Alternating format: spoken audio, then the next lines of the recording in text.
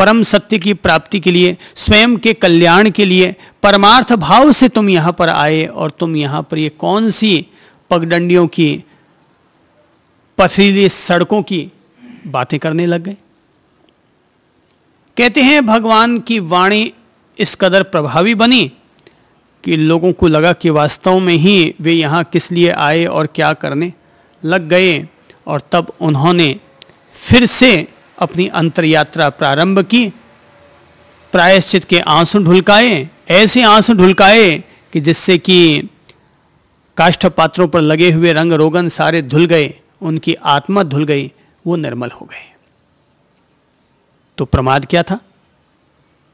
प्रमाद यह था कि वे दुनिया के रस रंग में उलझ गए, और अप्रमाद यह था कि उनकी आत्मा जग गई और वे अपने कल्याण के लिए तत्पर हो गए। बस इसी का नाम अप्रमाद है। ये जागरूक हो गए व्यक्ति।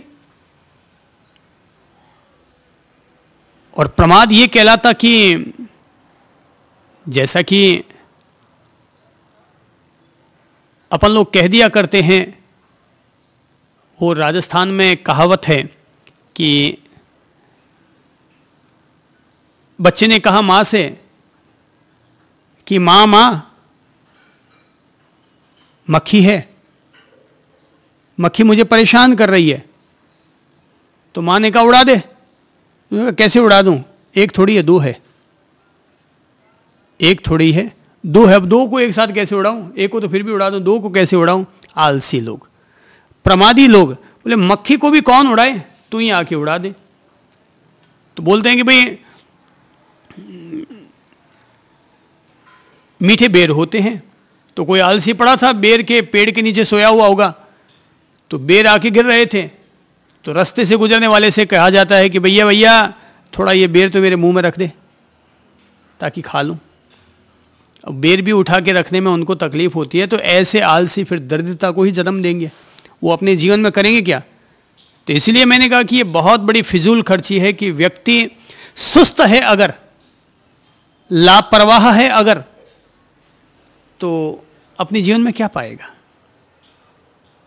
तो अगर कोई व्यक्ति लाइफ मैनेजमेंट का गुर सीखना चाहता है, जीवन का प्रबंधन करना चाहता है, तो उसका आधार ही यही होगा कि वो अपने जीवन के प्रत्येक कार्य को जागरूकतापूर्वक करे। तो ये अप्रमाद दशा आएगी कहां से? तो अगर कोई व्यक्ति आलसी है, सुस्त पड़ा है, ठीक है, किसी को पूछो भाई भोजन कर लिया? हाँ जी कर लिया। दूध पी लिया? हाँ ठीक है पी लिया। तो उनके जवाब भी इतने मरियल होते हैं कि उनकी आवाज को सुनकर ही लग जाता है ये कोई ढीला ढाला आदमी है। तो आदमी की आवाज से ही पहचान आ जाती है कि यह आदमी कितना एक्टिव है, कितना सक्रिय है, अपने कार्य के प्रति कितना दत्तचित्त है। अगर अर्जुन फिसल गया था तो कृष्ण ने क्या किया? भगवान ने तब यही किया कि अपने फिसलते हुए शिष्य को, अपने फिसलते हुए पुत्र को या अपने फिसलते हुए मित्र को उन्होंने वापस अपने कर्तव्य कर्म के प्रति सन्नद्ध कर डाला, लगा दिया, आ जाओ वापस। तो अप्रमाद की दशा कैसे आएगी? तो मेरी समझ से अप्रमत्त अवस्था को प्राप्त करने के लिए पहले तो जरूरी है कि हमारे चित्त में जो प्रमाद दशा है, जो आलस्य दशा है, हम उसको छोड़ें। जो हमारे चित्त में हीन भावना, दुर्भावना, चिंता, आक्रोश, ये जो तत्व समाये हुए रहते हैं, पहले तो हम इनको दूर करें। और इनको दूर करने का सीधा सा तरीका है कि अपने चित्त को प्रसन्न दशा से, अहोभाव दशा से भरा जाए। और इसके लिए जरूरी है कि व्यक्ति अपने आप को हर समय मुस्कुराने की आदत डाले। तो मुस्कुराता हुआ आदमी प्रमादी नहीं कहलाएगा, क्योंकि मुस्कुराने से ही उसके शरीर की मांसपेशियों में एक विशेष प्रकार के द्रव्य का स्राव होता है, और वो द्रव्य के स्राव होने से उसके शरीर में ताजगी आ जाया करती है, दिमाग में ताजगी आ जाया करती है। तो शरीर में और दिमाग में ताजगी आ जाए, इसलिए एक आदत डालनी चाहिए, और वह मुस्कुराने की। हर समय मुस्कुराने की आदत डालनी चाहिए। मैं तो कहूँगा कि रोज़ाना शाम को अगर किसी आदमी में मुस्कुराने की आदत थोड़ी कम है तो शाम को 15 मिनट आधे घंटा उसको कोई ना कोई चुटकुले पढ़ लेने चाहिए। कोई भी एक बहाना ढूंढ लेना चाहिए अपने प्रमोद भाव के लिए, अपने प्रसन्न भाव के लिए। यदि फूलों को देखकर उसे लगता है प्रसन्नता आती है तो वो ठीक है, संगीत को सुनकर प्रसन्नता आती है तो वो ठीक है, और नहीं तो चुटकुला सुन लो। जैसे कि चलो अपन एक अच्छा सा चुटकुला ले लेते हैं।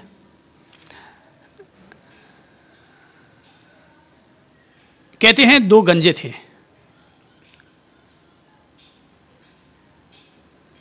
तो दोनों ही गंजों के सिर पर बाल नहीं थे।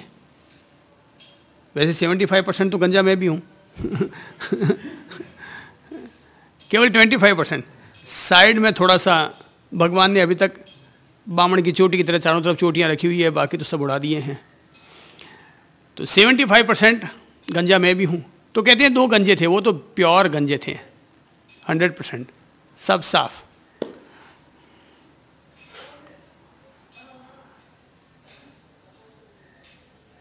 तो आपस में गंजा होने के हानि लाभ बता रहे थे। तो उसने कहा कि गंजा होने का लाभ क्या है? बोले गंजा होने का सबसे बड़ा लाभ यह है, पहले ने कहा कि गंजा होने का सबसे बड़ा लाभ यह है कि कहीं अगर जाना हो तो तैयारी करने के लिए कोई ज़्यादा मेहनत नहीं करनी पड़ती, सीधा टाई लगाया और निकल पड़े, क्योंकि बाल वाल तो संवारने होते नहीं हैं, गंजों को ये सुख है। तो उसने कहा तो फिर नुकसान क्या है?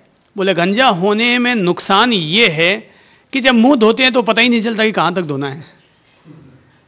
जब मुंह धोते हैं तो पता भी नहीं चल पाता कि भाई कहाँ तक मुंह धोना है, क्योंकि भाई मुंह उसका कहाँ तक ख़त्म हो रहा है तो ठेठ तक उसका आता चला जाएगा। तो मैंने कहा कोई भी इस तरह का बहाना लिया जा सकता है थोड़ा सा मुस्कुराने के लिए, लेकिन मुस्कुराते ही शरीर की निद्रा अवस्था दूर हो जाती है, आलस्य दूर हो जाता है, प्रमाद दूर हो जाता है। तो मुस्कुराने की आदत ज़रूरत से ज़्यादा डाल लेनी चाहिए कि हर समय मुस्कुराते हुए। एक बुद्ध आदमी हमेशा मुस्कुराता है। कोई आदमी बुद्ध हो गया, इसका मतलब क्या हुआ? वो हंसता खिलता हुआ गुलाब का फूल हो गया। बुद्ध हो गया अर्थात वो हंसता खिलता गुलाब का फूल हो गया। किसी ने जाकर दो गालियां दे दी तो भी वो गुलाब का फूल हो गया। तो गुलाब का फूल अगर डाली पर रहता है तो भी खिला हुआ रहता है, डाली से तोड़ दिया जाता है तो भी खिला हुआ रहता है, किसी के माथे पर रख दिया जाए तो भी खिला हुआ रहता है, किसी मंदिर में ले जाकर चढ़ा दिया जाए तब भी वो खिला हुआ रहता है, किसी मुर्दे पर चढ़ा दिया जाए तब भी वो खिला हुआ रहता है। तो जो हर हाल में इस तरह से खिला हुआ रहता है उसी का नाम तो बुद्ध है। बुद्ध यानी हर हाल में जो मस्त रहता है उसका नाम है बुद्ध। तो अगर कोई व्यक्ति ये निर्णय कर लेता है कि मैं तो हर हाल में मस्त रहूंगा, चाहे कोई मान दे चाहे अपमान दे, पर मैं तो अपना मस्त रहूंगा। किसी ने गाली दी उसकी मौज, किसी ने सम्मान दिया उसकी मौज, किसी ने अपमान दिया तो मैं अपमानित तभी होऊंगा ना जब मैं उसकी गालियों को स्वीकार कर लूंगा। इसलिए जो व्यक्ति जो कुछ देता है उसको अगर हम सहजता से लेते हैं तो न तो स्वीकार होता है और न अस्वीकार होता है, सहज है, ठीक है। आप आए, आपने आकर के मेरे पांव छू लिए, अच्छी बात है। तो आपने पांव छुए इस कारण मैं बड़ा नहीं हुआ। आपके भीतर लघुता के भाव पनपे, आपकी आत्मा में रिजुता और सरलता का तत्व पैदा हुआ, आपके भीतर नमन का भाव पैदा हुआ, इसलिए आप झुके। तो आदरणीय मैं नहीं हुआ, आदरणीय आपका वो नमन का भाव हो गया। नमन का, वंदन का जो भाव है वो तत्व आदरणीय बन गया।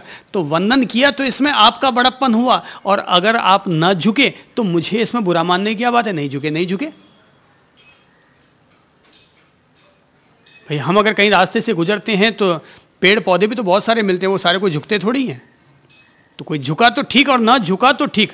हमें उसको न तो अच्छे रूप में लेना चाहिए और न बुरे रूप में लेना चाहिए। अच्छा अगर लेना है तो इसी रूप में ले कि आदमी कितना अच्छा है जो संत जनों का भी सम्मान करता है, आज भी इस कलयुग में भी, तो वो व्यक्ति आदरणीय है। जब पता नहीं ये व्यवस्था क्यों है, पर लगता है त्याग का सम्मान है, इसलिए लोग आज अगर कोई 80 वर्ष का बुजुर्ग व्यक्ति है तो वो 30 वर्ष के 20 वर्ष के संत के पांव में झुकता है, उनके पांव के अंगूठे को अपने माथे से लगाता है। तो मैं समझता हूं ये संत के लिए तो घाटे का सौदा है, लेकिन उस बुजुर्ग व्यक्ति के लिए बहुत बड़ा फायदे का धंधा है ये। संत के लिए तो इस मायने में घाटे का सौदा है कि एक 80 वर्ष का बुजुर्ग व्यक्ति पांव में झुक रहा है, तो अगर वो ये सोचेगा हाँ मैं संत हूं देखा ये, और वहीं अगर वो ये सोचेगा अहो कितना महान है ये व्यक्ति। मैं व्यक्तिगत तौर पर मैं जब भी इतना कोई बुजुर्ग व्यक्ति आता है और पांव में झुकता है, मैं सदा तौर पर एक बात स्वीकार करता हूं, कहूंगा, और वो ये कि जब भी कोई व्यक्ति प्रणाम करता है मैं तत्काल उसी क्षण अपने आप को तटस्थ बना लेता हूं, निरपेक्ष कर लेता हूं, और यही भाव भाता हूं कि ये प्रणाम प्रभु तक पहुंचे, ये प्रणाम प्रभु तक पहुंचे, क्योंकि अपन सब इंसान हैं और इंसान होने के नाते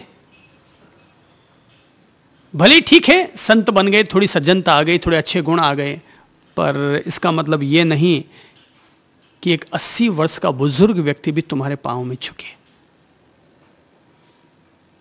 मुझे असहज लगता है जब कोई 80 वर्ष का या बहुत ज़्यादा बुजुर्ग व्यक्ति जब पांव में झुकता है, तो मैं उसको हाथ जोड़ता हूँ, प्रभु को याद करता हूँ, कहता हूँ लो प्रभु इसके प्रणाम लो,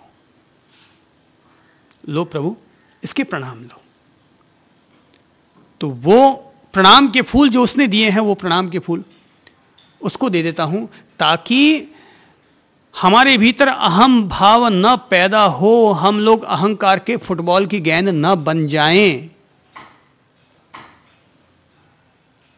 तो मैं तो मानता हूं कि प्रणाम हमेशा दूसरों को करना चाहिए। मैं प्रत्येक व्यक्ति को करबद्ध होकर प्रणाम करता हूं। अगर समाज में इसकी आलोचना न हो तो मैं प्रत्येक व्यक्ति के पांव में झुक करके प्रणाम करना पसंद करूंगा।